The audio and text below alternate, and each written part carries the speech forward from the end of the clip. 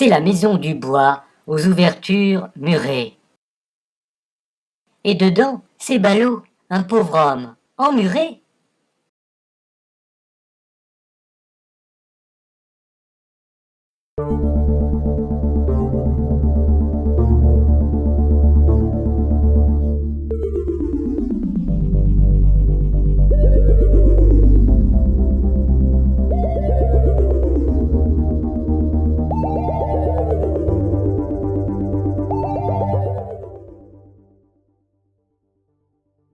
Il est pondu du jour, écrit nu, sans tunique, le poème que voici.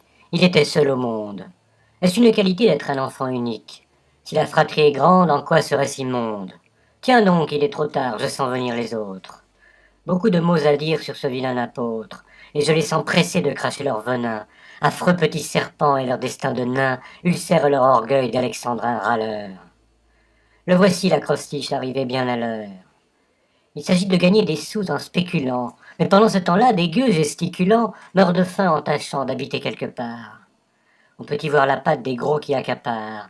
Bien vautrés dans la soie, leur tas d'or à la banque, ils se moquent de savoir ce dont les autres manquent. Les autres, c'est la France des gens sans importance.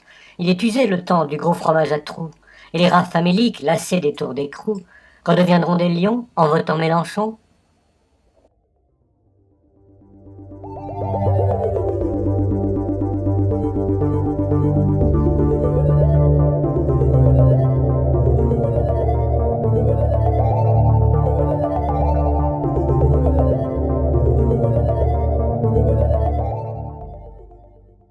Il a deux appartes qu'il loue pour de l'argent.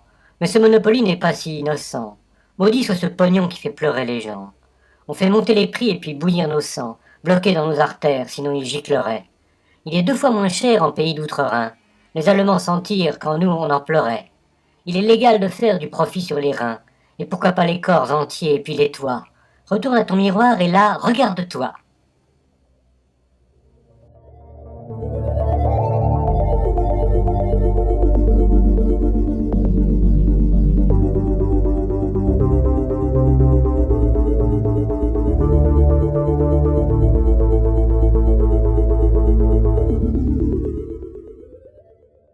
Il y a un beau 3 pièces qui prend de la valeur.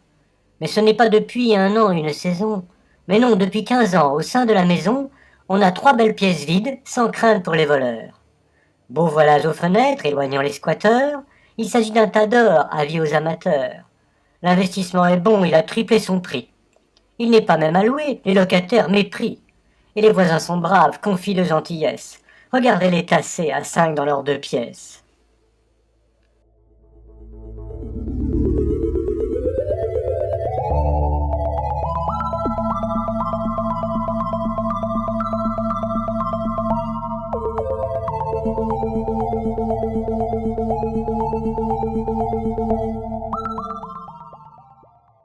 Ils font des heures en train pour aller travailler. Mais c'est le prix qu'ils paient pour pouvoir habiter, maison et jardinet. Et ils ont beau bailler, on ne les plaindra pas, c'est une énormité. Bonheur de la campagne où l'air pur Monsanto irrigue de pesticides les bronzes, les végétaux. Et voilà qui se plaignent, mais ils ont bien choisi. Ils l'ont voulu leur toit, symbole de bourgeoisie. En venant réclamer, ils en ont du culot, reposant leur week-end au milieu des mulots.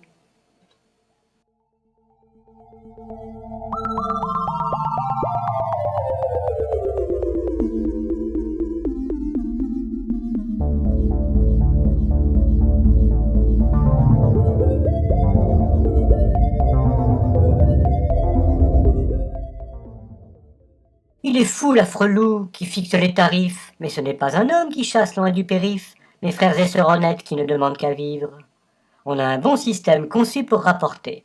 Beaucoup de gens s'engraissent, ou plutôt ils s'enivrent. Il en faut des notaires, des agences confortées, les experts en tout genre qui mesurent tout ce qu'ils peuvent. Il arrive par ailleurs que dans vos chambres il pleuve, et le bonheur humain n'est jamais assuré, rien que tant que l'argent règne au ciel azuré.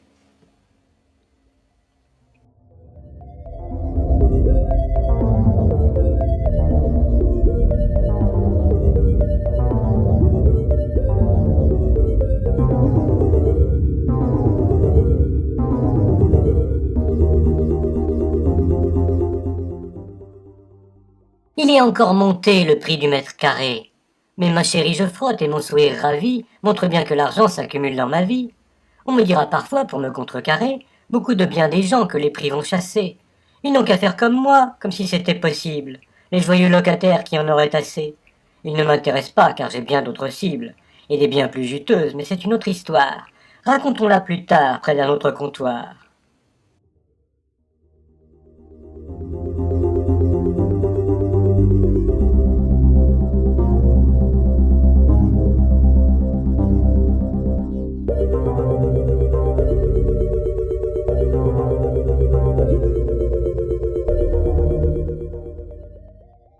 Il faut un canapé pour dormir dans la nuit, mais c'est qu'il manque une chambre dans notre pied-à-terre.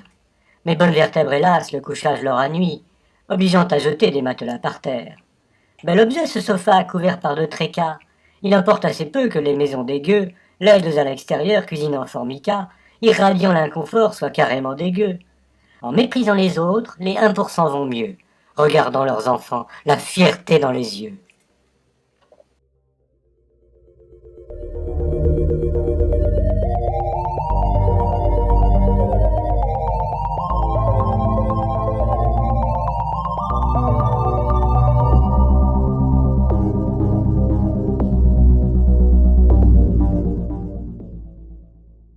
Il ne peut plus payer, mais foutez-le dehors.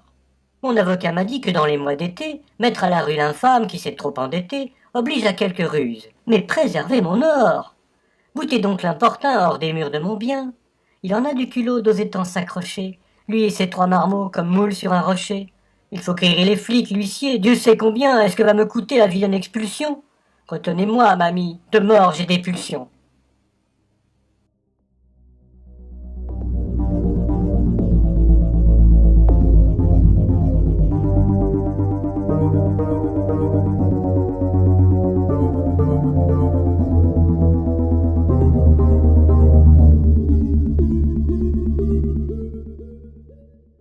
Il est trop cher pour vous, ce n'est pas un problème. On agence à l'affaire qui est faite pour vous plaire. Monsieur Durand va vous, ne soyez pas colère. On a juste ce qu'il faut, même si c'est un peu blême. Bien sûr, ce sera loin. Vous avez une voiture? Il y a même un garage, et grand comme un caveau. La maison n'est pas neuve, on voit bien la toiture. Il faudra bien prévoir quelques petits travaux. Et vous serez chez vous, loin des bruits de la ville, rangé comme un cafard sur la route de Deauville.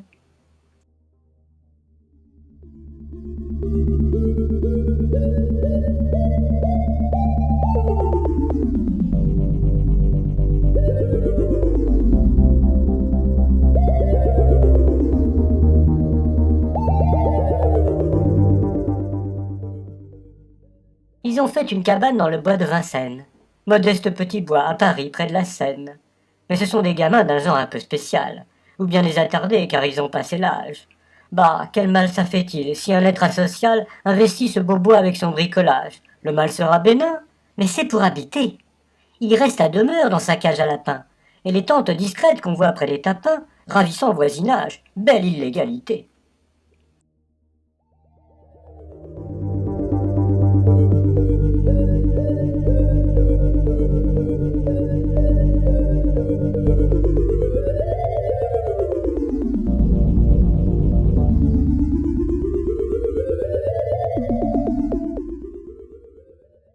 Il fait froid dans les pièces de cette vieille demeure.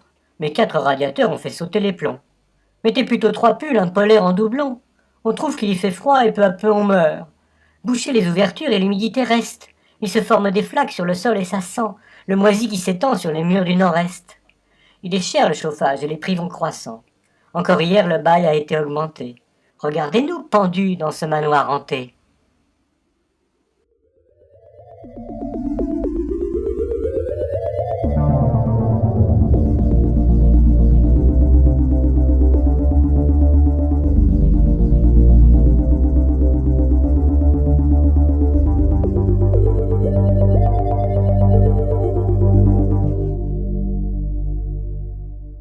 Il se lève avant l'aube pour prendre sa voiture.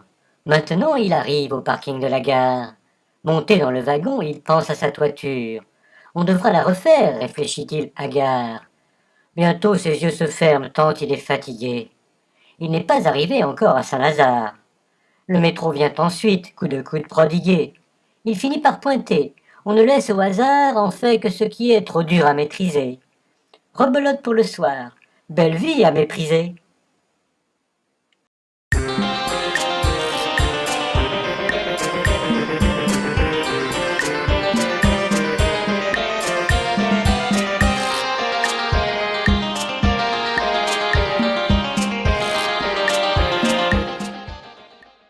Il dort sur le trottoir à longueur de journée. Mille passants le côtoient, voyant un animal.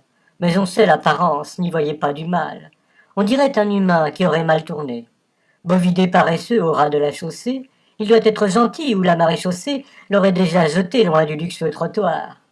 Il n'y a donc nul danger, nul problème, c'est notoire. Excusez-moi, monsieur, vous auriez un euro? Réveillez-moi, il parle, comme nos bons libéraux.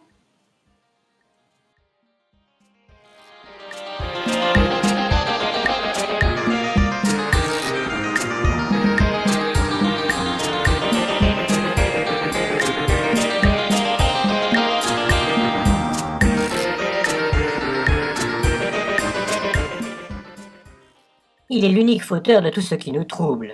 Mille méfaits il commet à chaque seconde qu'on double. Mettez-le en prison, il n'est même pas vivant. On lui donne mille noms, couché sur le divan, bavardant de ses crimes sans vouloir les freiner. Il fait monter les prix dans un jeu effréné. Les maisons ne sont qu'un de ces terrains de jeu. Il est beau celui-ci, humainement piégeux. Et il fait trop souffrir bien des milliards de gens. Regardez ce démon, dont le nom est l'argent.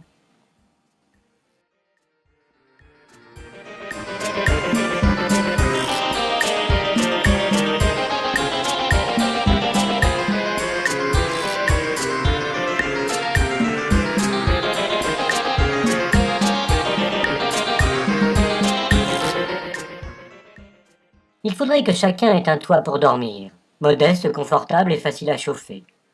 Mais où prendre l'argent? À tous ceux qu'on admire. On nous les montre bien, sachant philosopher, baladant leur bling-bling devant les caméras.